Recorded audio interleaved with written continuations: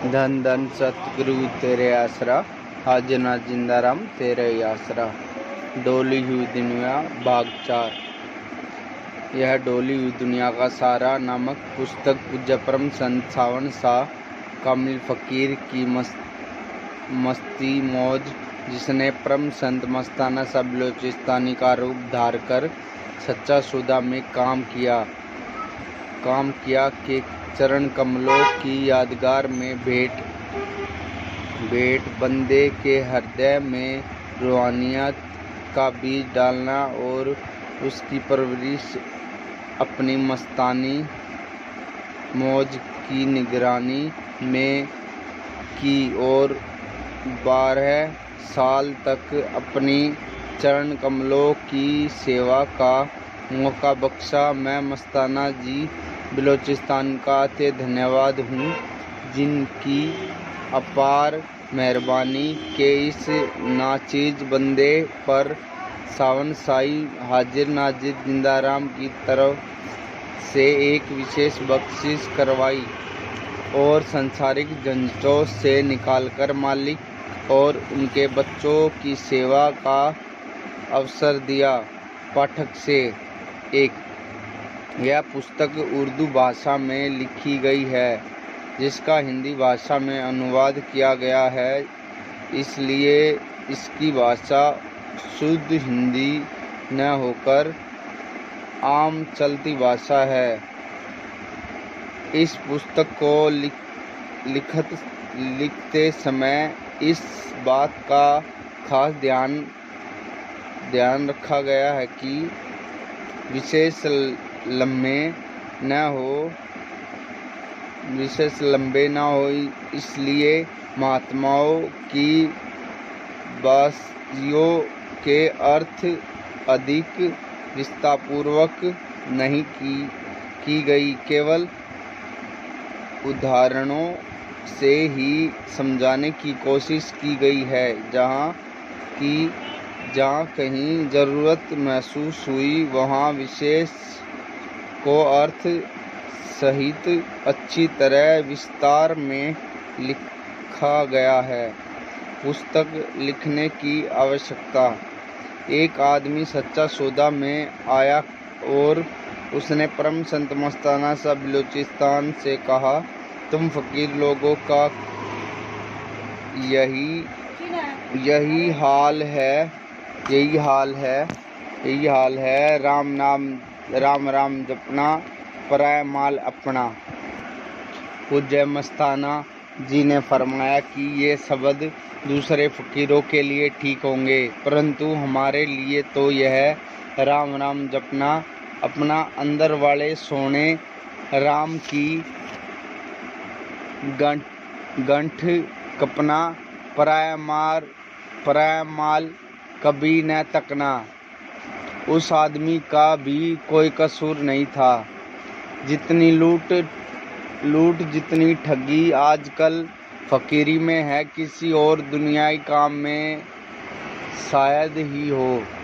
लूट के अतिरिक्त फकीरी में है, किसी और दुनियाई काम में शायद ही हो। जितनी दुनिया के झगड़े हैं, सब नकली फकीरों के डाले हुए हैं। उन्होंने मजहबी व अन्य विरोधों को पैदा करके कत्लो गारत तक नौबत पहुंचा दी और दुनिया को बेचैन कर रखा है। संत महात्मा हर जमाने में मालिक की तरफ से भेजे हुए आते हैं। वे हमें सच्ची जिंदगी प्राप्त करने का ढंग सिखाते हैं, जिससे इंसान इस दुनिया में प्रेम सच्ची जिंदगी प्राप्त करने का ढंग सिखाते हैं। सच्चे आदर्श की प्राप्त कर सके। उन्होंने अपने समय अनुसार इस शिक्षा को नए सिरे और एक नए ढंग से उस समय की सरल भाषा में बयान किया। हाफिज साहब फरमाते हैं कि मालिक के प्रेम की कहानी हर एक फकीर ने समय अनुसार अपनी अपनी जुबान में सुनाए। यदि कोई तुर्किस्तान में पैदा हुआ तो उसने तुर्की में सुना दी, और यदि अरबी में पैदा हुआ तो उसने ताजी या अरबी में सुना दी। यक्के अस्त तुर्की व ताजी व तरक ई मुआमला हाफिज हदीसे इश्क व्याकुन बहर जुबान की तू दानी। परंतु दुख तो इस बात का है कि उन सच्चे फ़कीरों की सच्ची शिक्षा उनके सेवकों बल्कि उन्गुओं द्वारा ही खराब हुई।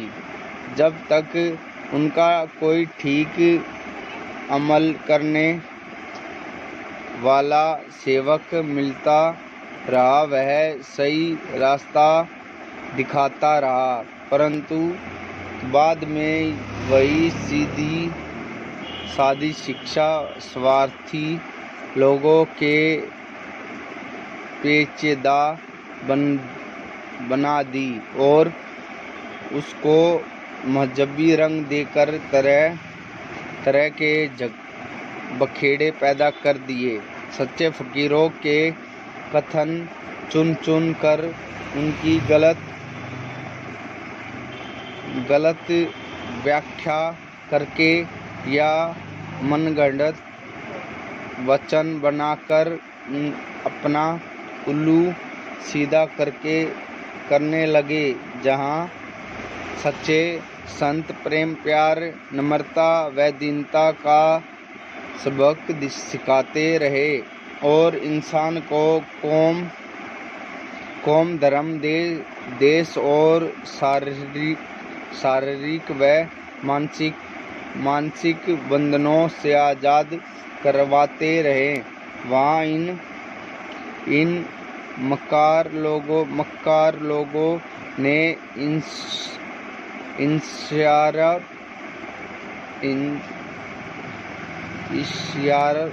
इश्यार देश विरोध निंदा व चुगली आदि की बीमारी पैदा कर दी और लोगों को कौम धर्म और देश और शारीरिक व मानसिक बंधनों में पहले से ही ज़्यादा झगड़ दिया और परमार्थ का रूहानी ज्ञान से कोसों दूर हटा दिया। यह बात याद रखने के काबिल है। मजहबों विरोधों व झगड़ों का पैदा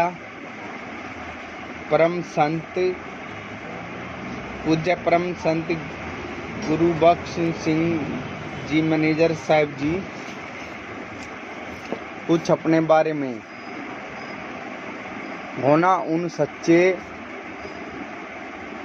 मजहबी अगुओं या मजहब या धर्म का कसूर नहीं, यह कसूर झूठे और लुटेरे फ़कीरों की गलत व्याख्या का है।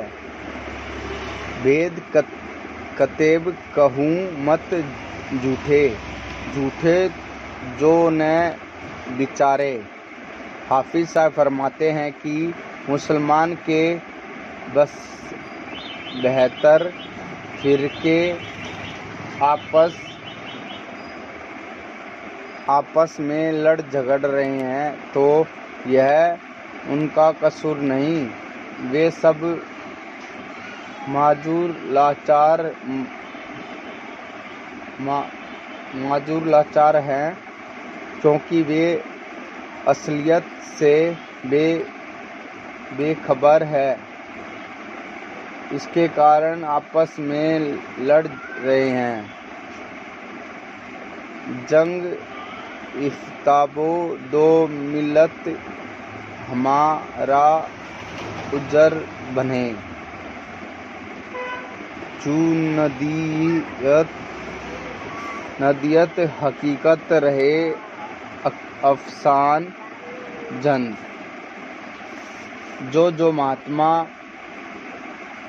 मंजिल मकसूद का लक्ष्य पर पहुँचे हैं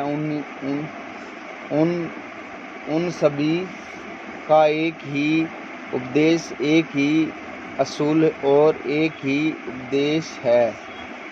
जो पहुँचे हैं कह गए तीन की एक ही बात, सबे सयाने एक मत उनकी एक ही जात।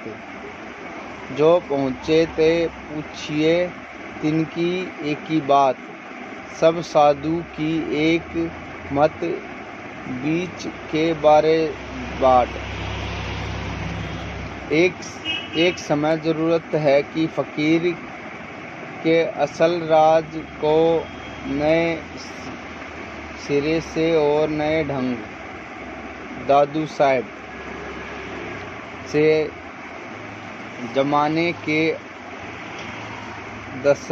दशानुसार एक सरल भाषा में खोले जाए ताकि हर समय आसानी से समझ सके। उस ज़रूरत को महसूस करके हुए पूज्य परम संत मस्ताना साहब किताब तैयार करते हुए परम पूज्य मस्ताना साहब बलोचिस्तान ने इस गुनहगार कामी क्रोधी और अध्ययनी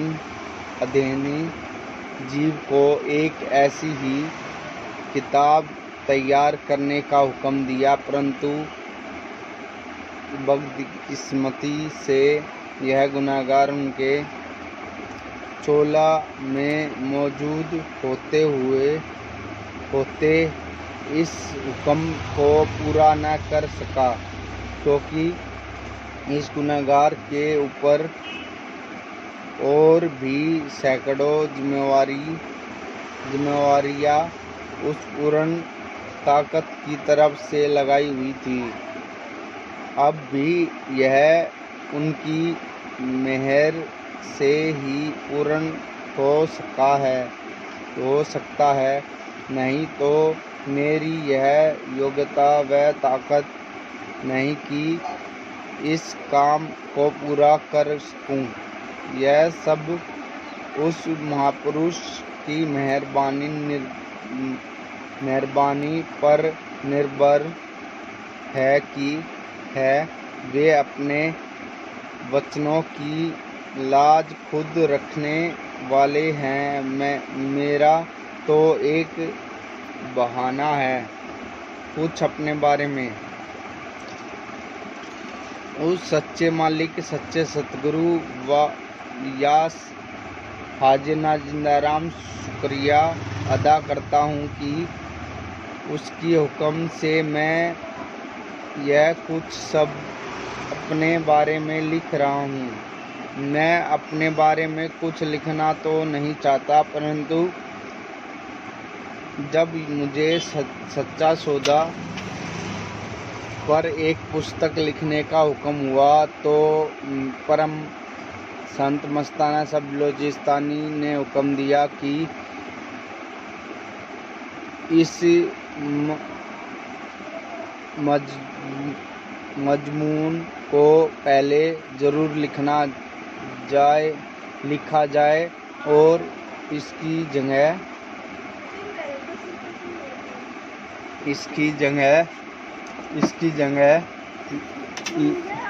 ना करो।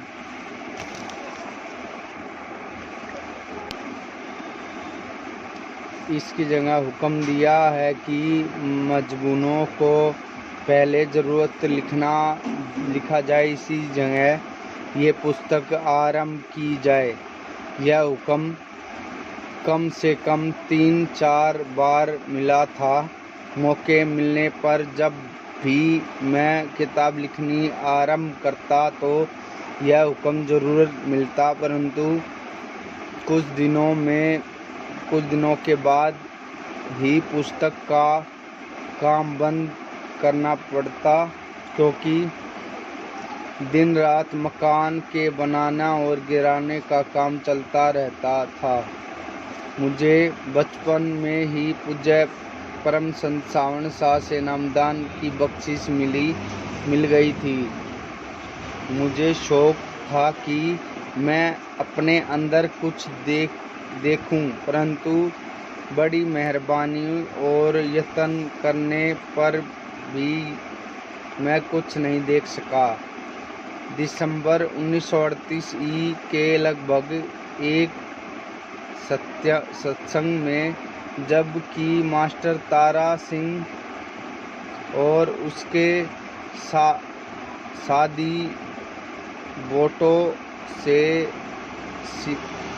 सिलसिले से तशरीफ लाए थे, सरदार बहादुर, सरदार भगत सिंह जी, एक एडवोकेट जालंधर ने खड़े होकर बहुत सारी बातें की और यह भी बताया कि उनसे तथा दिल्ली के एक ज्योतिषी ने सच्चे पातशाह की जन्म तिथि देखी है। उससे यह पता लगा कि सच्चे पातशाह की आयु उनके अपने हाथ में है। जब इसके बारे में सच्चे पातशाह से पूछा गया तो सच्चे पातशाह से पूछने पर उत्तर दिया कि 100 साल की आयु का अंदाजा है। जितना ज़्यादा आराम से संगत काम करने देगी, उतना ही ज़्यादा काम कर सकेंगे। धन धन सतगुरु तेरे आसरा, हाजिर नाजिर जिंदाराम।